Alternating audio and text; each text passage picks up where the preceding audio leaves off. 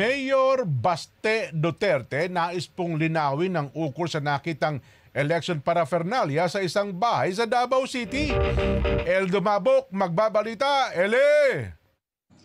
Nais ngayon ni Davao City Mayor Baste Duterte ang sagot mula sa Commission on Election kung bakit nasa isang pribadong bahay sa may Santol Street, Santo Niño, Dumanlas, Buhangin, Davao City nakalagak ang ilang eleksyon paraphernalia.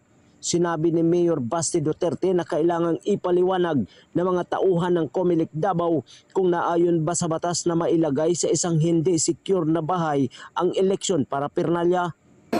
Kaya nga, but they have to justify. They have to kailangan nila mapakita kung bakit nila ginawa yun. Yun ang mahalaga. So, what could be their purpose kung bakit nila ginawa yun? Kailangan yung sagot nila is should be acceptable to the public, to those who are asking.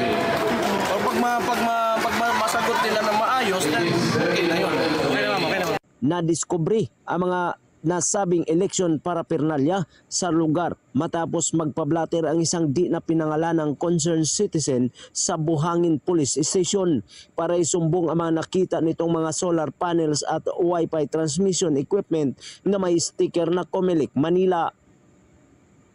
Di pa malinaw sa Comelec Davao kung kabilang ba sa temporary staging hubs at storage areas ng I1JB ang barangay Buhangin dito sa Davao City. Agad namang dinala kahapon sa Comelec Provincial Office ng Davao del Norte na may mga security na mula sa PNP. Subalit na malagi ang pangamba ng mga Davaoenyo sa posibleng mangyari kung wala sa isang staging hubs ang mga eleksyon paraphernalia.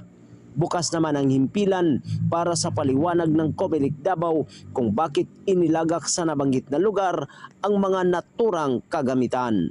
Mula sa Davao City, Eli Dumabok para sa 100% balita.